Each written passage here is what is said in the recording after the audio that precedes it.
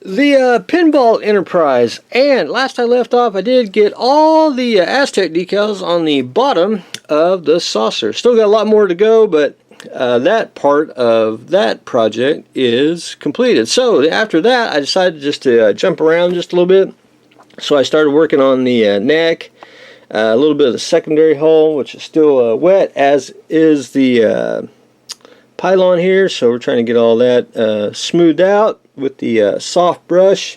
No solution yet. Try to get everything out. Try to get all the air bubbles and anything out. Do it strictly with water, and then if necessary we will put that on last. But anyway, we will put some microsol on it at a later date. But anyway, I'm just working around trying to put all the really big pieces on.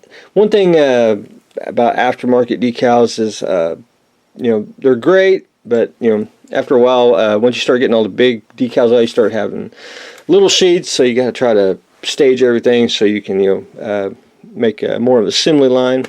But so I'm getting the bigger pieces on, and then I started working on the saucer trim there, and it's you get basically 15 decals for the rim here, and I only screwed up one of them, and one of them, the it just was very, very brittle and just kept breaking and shattering.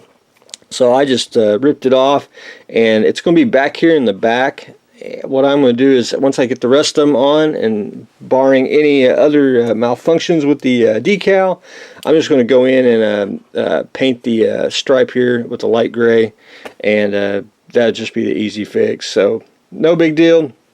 That's the only bad thing about aftermarket decals. Even regular decals, when I say regular decals, the ones that come with kits, that just happens, and you just got to go with it. But anyway, the Pinball Enterprise is taking shape. So trying to get all the, trying to get all the Aztec decals on, because after that, then you can start adding the, like little decals, ones that go on the bottom of the secondary hole, phaser banks, stuff. So just trying to get all that accomplished, and sooner or later we will do it. But anyway, more on that tomorrow. The E12, don't remember where I left off last time, but it is assembled. What I'm going to do is shoot probably a coat of primer on it, and then I'm going to take some flat black and paint the whole thing black, and then we'll start painting it probably tomorrow. But I think I had to go back in and wash and get any release agent on there off of it. But anyway, I think it's a very cool kit. Very, very cool. And of course I like the E10 real well, so the E12 just a natural progression. The cullemeyer trailer, I had to actually look that up and read a little history on it. It's a pretty decent kit. I can tell you one thing right now. You're supposed to get the axle that goes all the way through. It did not come with it, so I just took some sprue and trimmed it out and glued it in, and that's pretty much it. It didn't take long at all to build. It's a lot of parts, and the only really drawback that I had to it was it just trying to keep it square, which it's kind of hard to do. You had to sand off a lot of the pour plugs, and you probably had I had to shim it right here. You actually get two trailers, and just to make it simple, what I did is I took two pieces of styrene, cut them out, glued them together. I just made it one big, one solid piece. This way, just nothing will break. And I got to do a little more trim work on the bottom, if you can see right here, and get that all squared away. Then I went ahead and added the photo etch to it.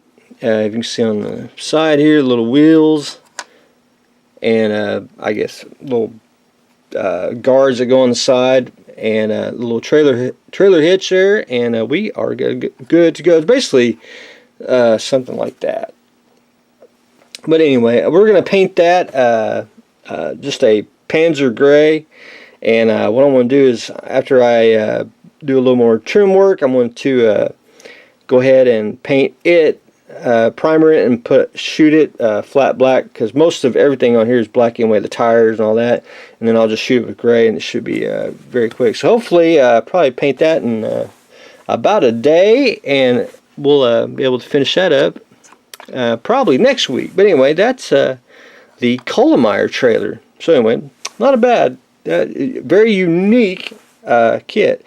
And up next, for myself, because I've been dying to build one, and I haven't built one since I was a kid, and I had very fond memories. This is the Hex Marks the Spot. This is actually the Dead Man's Raft from the old MPC Pirates of the Caribbean kits.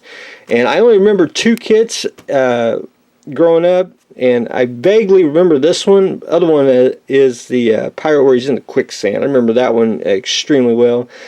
But I don't know why I didn't keep any, and I don't know why there is no evidence in the Ark that I have any of the pirates kits. But anyway, I want to build one. I think it's just a unique model. I think it will be fun to do. So anyway, I'm going to start that probably today, and we will try to have fun as we start building it. But anyway, that's what I've got going on today.